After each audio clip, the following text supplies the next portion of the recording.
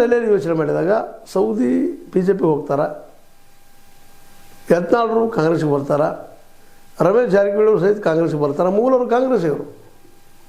ಅಲ್ಲಿ ಅವರಿಗೆ ಅಲ್ಲಿಯ ಸಂಪ್ರದಾಯವಾದ, ಅಲ್ಲಿ ಹಿಂದುತ್ವ, ಅತಿಯಾದ ವಿಷಯಗಳು ಮತ್ತು ಅದರಲ್ಲೂ ಮುಖ್ಯವಾಗಿ ತಮ್ಮ ಕ್ಷೇತ್ರದಲ್ಲೇ ರಮೇಶ್ ಜಾರಕಿಹೊಳಿ ಅವರು ಒಳಗಿಂದೊಳಗೆ ಇಲ್ಲಿಯ ಮುಸ್ಲಿಂ ಸಹಿತ ಅವರು ವಿರೋಧ ಮಾಡ್ತಾ ಇದ್ದಾರೆ.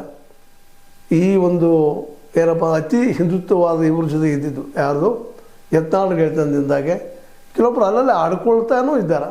ಈ ನೆಲೆಯಲ್ಲಿ ಇಬ್ಬರೂ ಕಾಂಗ್ರೆಸ್ಗೆ ಬಂದು ಅಪೀಲ್ಮೆಂಟ್ ಪೊಲಿಟಿಕ್ಸ್ ಕಾಂಗ್ರೆಸ್ಸಿಂದು ಅದನ್ನು ವಾದ ಮಾಡೋದನ್ನು ಬಿಟ್ಟೆ ಹೊಂದಿನ ಮಗಳು ಹೋಗ್ಬೋದಾ, ಇವೆಲ್ಲ ಊಹೆಗಳು.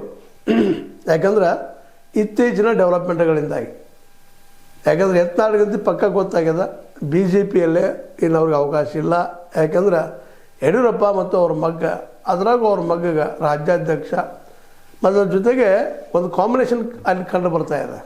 BJP 2028ಕ್ಕೆ ಅಹಿಂದ ನಾಯಕಂತ ಸಿದ್ದರಾಮಯ್ಯರು ಅವರು ನಮಗೆ ಪೇಟೆಂಟ್ ತೊಗೊಂಡಂಗೆ ಮಾಡಿದ್ದಾರೆ. ಅಹಿಂದ ಅಂದ್ರೆ ಸಿದ್ದರಾಮಯ್ಯ, ಜೊತೆಗೆ ರಾಹುಲ್ ಗಾಂಧಿಯವರ ಪೇಟೆಂಟ್ ಅದ. ಹೀಗಾಗಿ ಅಹಿಂದದಲ್ಲಿ ನಾವು ಕೈ ಆಡಿಸೋಕ್ಕಾಗೋದಿಲ್ಲ. ಜೊತೆಗೆ ಅಹಿಂದ ಸಮುದಾಯವನ್ನು ತಮ್ಮ ತೆಕ್ಕಿಗೆ ತೆಗೆದುಕೊಳ್ಳಲು ನಿಧಾನಕ್ಕೆ ಜಾರಕಿಹೊಳಿ ಸಹೋದರರು ಸಹಿತ ಹೆಜ್ಜೆ ಇಡ್ತಾ ಇದ್ದಾರೆ, ವಿಶ್ವಾಸ ಗಳಿಸ್ತಾ ಇದ್ದಾರೆ, ಅಹಿಂದ ನಾಯಕರಪ್ಪ ಅಂತ ಗುರುತಿಸ್ಕೊಳ್ತಾ ಇದ್ದಾರೆ. ಇವೆಲ್ಲ ನೆಲೆಯಲ್ಲೇ 2028ಕ್ಕೆ